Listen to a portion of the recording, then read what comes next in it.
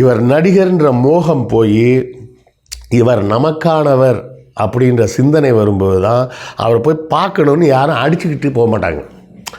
இப்போ அண்ணா வர்றாருன்னு வச்சிங்களேன், அண்ணாவை மேடையில் பார்த்தே ஆகணுன்னெலாம் யாரும் வரமாட்டாங்க. கொஞ்சம் மேடை விட்டு தூரமாகவே ஸ்பீக்கர்லாம் கட்டியிருப்பாங்க, அங்கேயே நின்று கேட்பாங்க. ஏன்னா அண்ணாவை பார்ப்பதற்கோ கலைஞரை பார்ப்பதற்கோ வந்தவர்கள் கட்சிக்காரர்கள், அவர்களது பேச்சால் ஈர்க்கப்பட்டவர்கள். எம்ஜிஆரே எடுத்துக்கிட்டிங்கன்னா 1952 அவர் திமுகவில் சேர்ந்துட்டார். அதுக்கு முன்னாடி காங்கிரஸில் இருக்கிறாரு. 52 திமுகவில் சேர்ந்துட்டார்.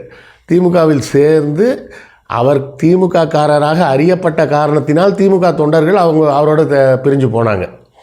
பிரிஞ்சு போகிறதுக்கு 1000 காரணம் இருக்கும். அவரோட போனால் புதுசாக பதவி கிடைக்கும். ஒரு கட்சியிலேருந்து இன்னொரு கட்சிக்கு போகிறாங்கனாலே எதுக்கு போவாங்க?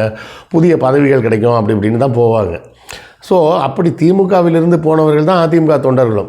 அதிமுக தொண்டர்களாக இருந்தாலும் திமுக தொண்டர்களாக இருந்தாலும் எல்லோரும் அண்ணாவால் கலைஞரால் ஒழுங்குபடுத்தப்பட்டவர்கள். ஒரு இயக்கத்தில் எப்படி நடந்துக்கணும், அது பெரியார் காலத்துலேருந்தே அது உண்டுன்னு சொல்லுவாங்க. என்னென்னா, ஒரு கூட்டம் முடியும் போதே பெரியார் என்ன சொல்லுவாராம், சரிம்மா அவ்வளோதான் இன்றைக்கி பேச்சு முடிஞ்சது, பெண்கள் எல்லாரும் பிள்ளைங்களெல்லாம் கூட்டிகிட்டு வீட்டுக்கு கிளம்புங்க, நான் இந்த ஆம்பளைங்கள்ட்ட கொஞ்சம் பேசணும் அப்படிமாராம். இது எம்ஜிஆர் காலம் வரை தொடர்ந்துருக்கு. எதுக்குன்னா கூட்ட நெரிசலில் பெண்கள் மாட்டிக்கக்கூடாதுன்றதுக்காக பெண்களை முதல்ல போக சொல்லிடுறது. அப்புறம் பெண்கள் போனதுக்கப்புறம் ஆண்களை வேறு ஒன்றும் இல்லைப்பா, அவங்க கூட்ட நெரிசல் இல்லாமல் போட்டுன்றதுக்காக தான் அப்படி சொன்னேன் அப்படின்னு சொல்லி பெரியார் சொல்லுவாரும்பாங்க. அது இந்த பழக்கங்கள் எம்ஜிஆர் காலம் வரை இருந்தது. கரெக்டாக? அதனால தான் இவ்வளோ கூட்டங்கள் நடத்தினாலும் எங்கேயும் எந்த நெரிசலும் எதுவுமே ஏற்பட்டதும் கிடையாது. இங்கே விஜய் அந்த வேலை செய்கிறது இல்லைல்ல.